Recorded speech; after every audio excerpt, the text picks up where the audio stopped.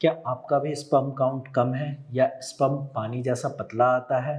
नमस्कार, मैं doctor Himanshu Parashar Bharat homeopathy hospital से।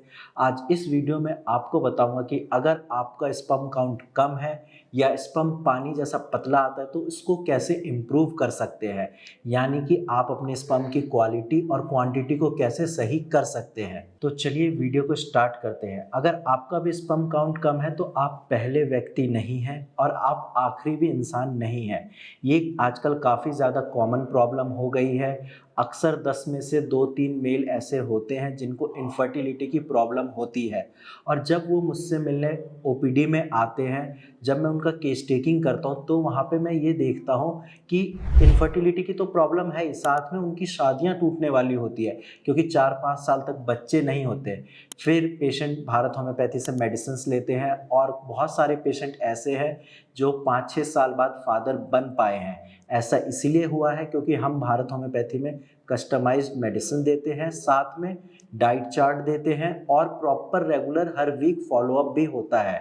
तो चलिए अब मैं आपको कुछ ऐसे टिप्स बताता हूँ जिनको आप फॉलो करके अपने स्पर्म की क्वालिटी और क्वांटिटी को इम्प्रूव कर सकते हैं। सबसे पहले किसी भी बीमारी को ठीक करने के लिए डाइट का बहुत इंपॉर्टेंट रोल होता है और अभी जो मैं आपको डाइट बता रहा हूँ स्पर्म काउंट बढ़ाने के लिए, ये डाइट मैंने अपने पेशेंट को भी बताई है और आप मानोगे नहीं 5 से 6 मिलियन स्पर्म काउंट उनका ऐसे ही बढ़ गया जस्ट डाइट को फॉलो करके। सबसे पहले आपको डाइट में जिंक रिच फूड लेना है, यानी कि ऐसे फूड लेने हैं जिसमें जिंक की मात्रा ज़्यादा होती है। जिंक फूड में आप पंपकिन सीड ले सकते हैं। इसके साथ साथ आपको ओमेगा 3 लेना है अपनी डाइट में। ओमेगा 3 आपको वॉलनट से, फिश से प्राप्त हो सकता है। साथ में आप एक चीज़ का ध्यान रखिए, अगर आप नॉन वेजिटेरियन हैं तो आपको चिकन खाना है, आपको अंडे खाने हैं, क्योंकि जब आप प्रोटीन इंटेक अपना ज़्यादा रखोगे तो ऑटोमेटिकली आपकी जो बॉडी का स्ट्रक्चर है वो अच्छे से डेवलप होगा, आपके बॉडी में ऑक्सीजन की मात्रा प्रॉपर होगी और ब्लड सर्कुलेशन सही से होगा। तो आपको अपना प्रोटीन इंटेक भी हाई करना है अगर आपका स्पर्म काउंट कम है। इसके साथ साथ नेक्स्ट चीज़ है एक्सरसाइज।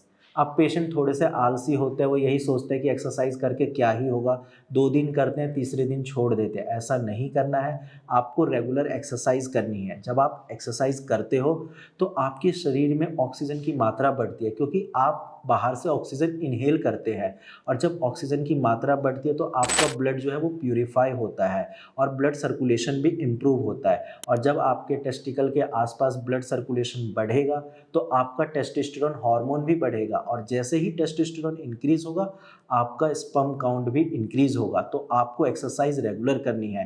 नेक्स्ट पॉइंट है, आपको प्रॉपर नींद लेनी है कम से कम 8 घंटे की। अक्सर आजकल लोगों की लाइफस्टाइल ऐसी है जिसकी वजह से वो सही से सो नहीं पाते। कई बार बॉस की टेंशन होती है, कई बार घर पे टेंशन होती है, लेकिन आपको इस चीज़ का ध्यान रखना है कि 8 घंटे की प्रॉपर नींद होनी चाहिए। इसके अलावा नेक्स्ट पॉइंट जो कि आजकल काफ़ी ज़्यादा लोगों को दिक्कत दे रहा है और 90% जो स्पर्म की प्रॉब्लम आ रही है वो इसी वजह से आ रही है, वो है स्ट्रेस। लोग बहुत ज़्यादा स्ट्रेस ले लेते हैं, बिना किसी बात के स्ट्रेस में रहते हैं, बोलते हैं डिप्रेशन में जा रहे हैं। तो ऐसा नहीं करना है, स्ट्रेस बिल्कुल नहीं लेना है। आपको अगर स्ट्रेस आ भी रहे तो आप एक काम करिए, जिस चीज़ से आपको खुशी मिलती है आप वो करिए। कोई मूवी देख लीजिए, कहीं बाहर घूमने के लिए चले जाइए ताकि स्ट्रेस ना हो, क्योंकि जब आपको स्ट्रेस होगा आपकी बॉडी में कॉर्टिसोल का लेवल बढ़ता है और जैसे ही कॉर्टिसोल बढ़ेगा टेस्टोस्टेरोन ऑटोमेटिकली डाउन होता है।